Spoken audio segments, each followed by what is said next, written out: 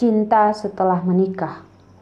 Bab 2. Lamborghini itu melaju kencang, membuat air berlumpur itu membasahi pakaian Yuki yang sudah basah.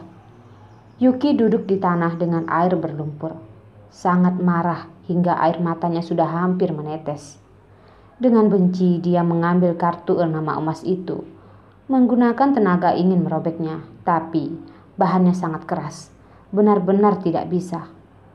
Bahkan kartu nama pria itu juga bisa begitu menindas orang.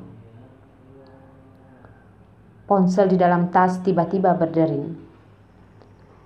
Yuki memasukkan kartu nama ke dalam saku.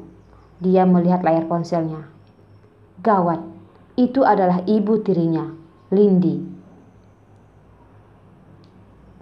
Yuki, sudah jam berapa sekarang? Kenapa masih belum pulang untuk memasak?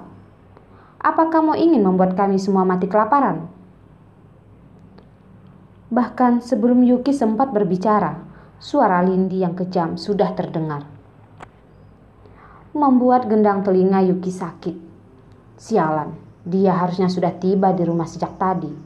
Jika bukan karena kecelakaan tadi, sekarang dia sudah selesai memasak untuk makan malam. Tidak tahu apakah ayahnya kelaparan atau tidak. Memikirkan ayahnya yang terbaring setengah sadar di ranjang, Yuki berjuang untuk bangkit dari tanah dan tertatih-tatih berjalan ke arah rumahnya. Roknya sudah basah, rambutnya juga basah, menempel di wajahnya yang basah.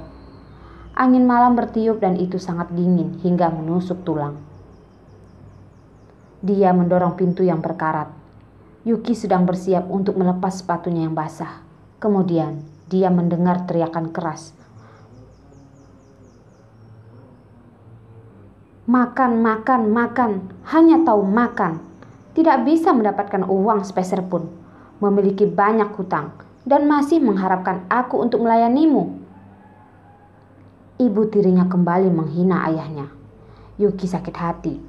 Bergegas mengganti pakaian yang basah kuyup. Menundukkan kepala berjalan ke dapur, mencuci tangannya dan mulai memasak. 2 lauk dan 1 sup disajikan di atas meja. 1 seacar sayuran, tumis sayuran dan sup telur tomat. Satu-satunya hidangan yang agak amis.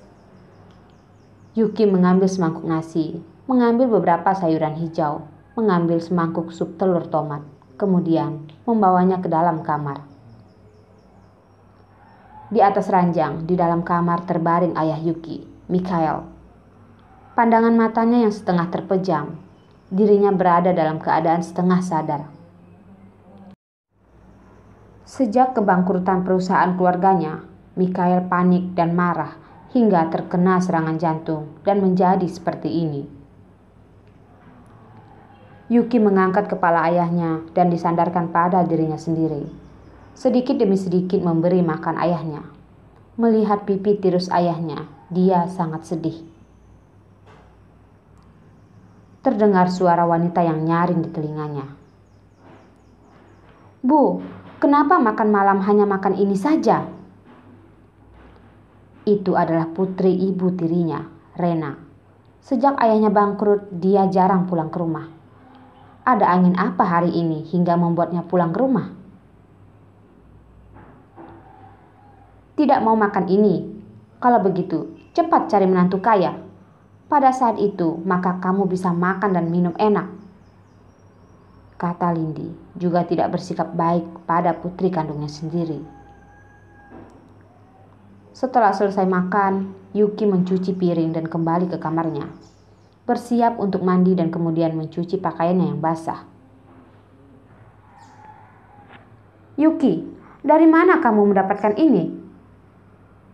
Rena memegang kartu nama itu dengan penuh kegembiraan, menarik Yuki dengan pandangan mata yang penuh rasa bahagia. Melihat kartu nama di tangan Rena, Yuki kembali mengingat pria berwajah sombong yang menaiki Lamborghini. Hari ini aku ditabrak mobil. Pemiliknya yang memberikannya, kata Yuki dengan datar.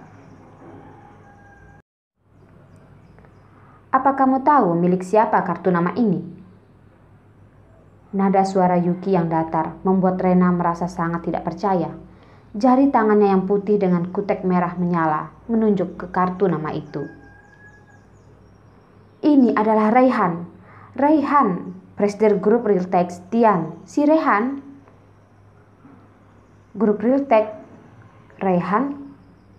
Yuki sedikit bingung dengan ekspresi bodoh Rena.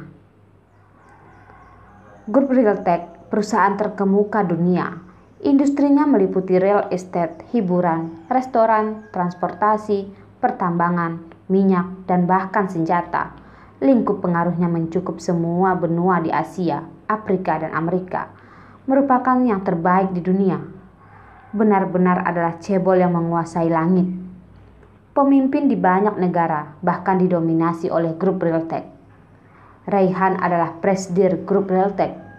Dinobatkan oleh majalah sebagai pria nomor 1 di dunia yang paling ingin dinikahi. Dia tidak hanya kaya dan memiliki kekuasaan, tetapi juga tampan. Dikatakan bahwa dia memiliki wanita yang tak terhitung jumlahnya. Tapi waktu bagi para wanita itu hanya selama 7 hari. Menatap Rena yang berceloteh, bibir merah yang membuka dan menutup.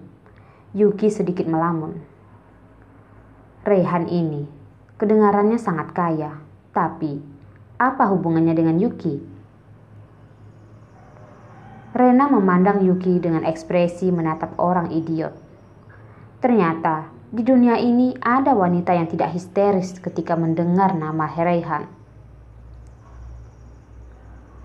Yuki, apa kamu tahu arti kartu nama ini?